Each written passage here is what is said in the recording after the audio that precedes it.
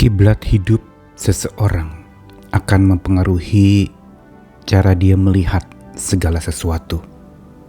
Kiblat dan penglihatan.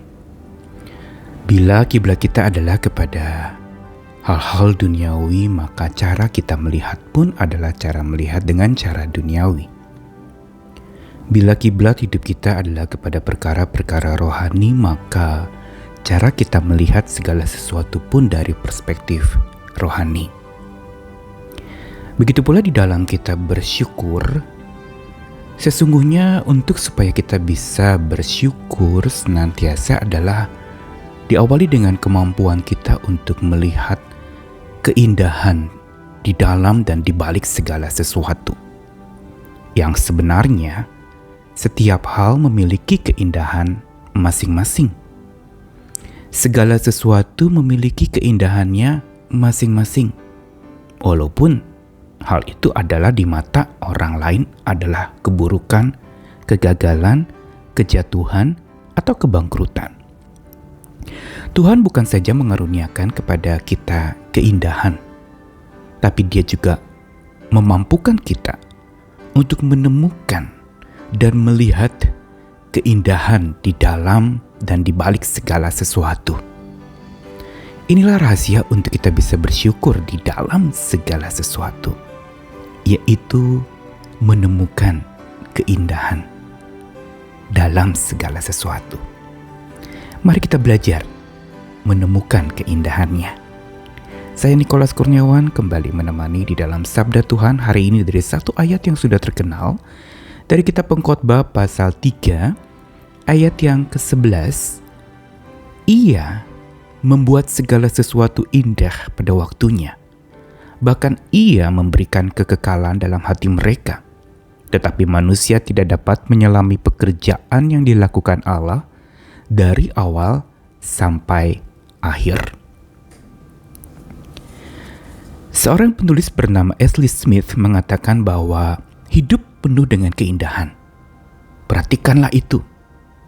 Perhatikanlah hal-hal yang kecil dan temukan keindahan di baliknya. Dan seorang penulis lain, Ralph Waldo Emerson, mengatakan, jangan pernah kehilangan sebuah kesempatan untuk melihat segala sesuatu sebagai keindahan.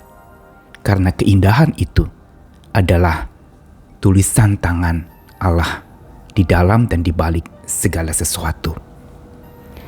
Ungkapan-ungkapan tentang melihat atau menemukan keindahan ini sesungguhnya merupakan kebenaran yang mau mengajarkan kepada kita untuk mampu punya mata yang melihat keindahan di dalam dan di balik segala sesuatu. Namun memang tidak mudah untuk melakukannya. Pengkhotbah mencatatkan di dalam pasal 3 ayat 11 tadi bahwa Tuhan menjadikan segala sesuatu indah pada waktunya. Kita sering menafsirkan kalimat ini dengan mengatakan ini bicara soal waktu Tuhan. Ini bicara tentang kita harus menantikan waktu Tuhan dan waktu Tuhan adalah waktu yang terbaik. Padahal bila kita mau mencermati terjemahan dari bahasa aslinya, Ia membuat segala sesuatu indah pada waktunya. Kata pada waktunya itu sesungguhnya bukan pada waktu Tuhan, tetapi pada waktu segala sesuatu yang menjadi indah. Itulah sebenarnya yang berarti bahwa segala sesuatu mengandung keindahan di dalamnya. Hanya memang manusia tidak dapat menyelami, tidak dapat memahami. Ada keindahan di balik keburukan, ada keindahan di balik kehancuran, ada keindahan di balik sakit penyakit, ada keindahan di balik kegagalan, atau ada keindahan di balik peperangan atau berbagai macam konflik dunia. Memang manusia tidak dapat menyelami sebagaimana yang pengkhotbah katakan. Manusia tidak dapat menyelami pekerjaan yang Tuhan lakukan dari awal sampai akhir. Kita hanya tahu sekelumit. Begitu juga kita hanya melihat sebuah standar atau derajat keindahan yang sangat dangkal terhadap segala sesuatu. Yang tampak indah kita sebut indah dan itu hal biasa. Tapi bila kita melihat kepada sesuatu yang tampaknya buruk dan kita menemukan keindahan, itu adalah anugerah dan pemberian Tuhan. Karena Tuhan sebenarnya memberikan kekekalan dalam hati kita atau kemampuan untuk melihat dari perspektif atau cara pandang kekekalan. Bila saat ini kita melihat sebuah kegagalan, itu merupakan akhir dari segalanya. Bagi Tuhan itu justru hanya bagian dari sebuah rencana panjang yang Tuhan rancangkan untuk setiap kita. Atau sakit penyakit yang kita pikir ini merupakan akhir dari segalanya. Tapi di mata Tuhan ini hanya sekelumit bagian dari sebuah kehidupan manusia. Dari awal sampai akhir semua ada di tangan Tuhan. Karenanya, satu rahasia untuk kita bisa melihat keindahan adalah kita perlu selalu mengindahkan Tuhan. Karena hanya dengan mengindahkan Tuhan, kita baru bisa menemukan keindahan di dalam dan di balik segala sesuatu. Mengapa kita perlu mengindahkan Tuhan? Karena Tuhanlah yang menjadikan segala sesuatu indah.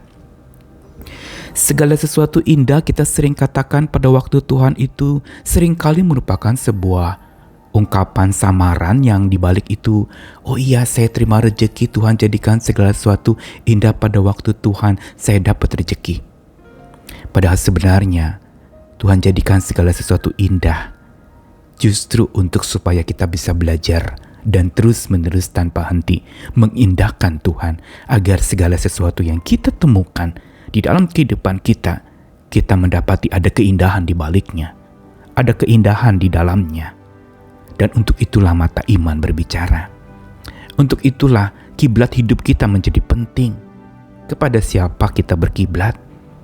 Dan karena kepada siapa kita berkiblat, itu akan menentukan dengan cara apa kita melihat. Mari terus tumbuhkan mata iman kita lebih tajam memandang bahwa di balik segala sesuatu termasuk hal-hal yang tidak bisa kita terima, Tuhan sedang rancangkan keindahan di dalamnya dan di baliknya untuk sebuah karya mulia yang Dia kerjakan. Karena ingat dan garis bawahi, Tuhan selalu jadikan segala sesuatu indah. Mari bersandar kepadanya dan indahkan Dia senantiasa agar hidupmu menjadi indah dan selalu menemukan keindahan di dalam segala sesuatu. Selamat mengindahkan Tuhan, selamat diperindah oleh Tuhan. Amin.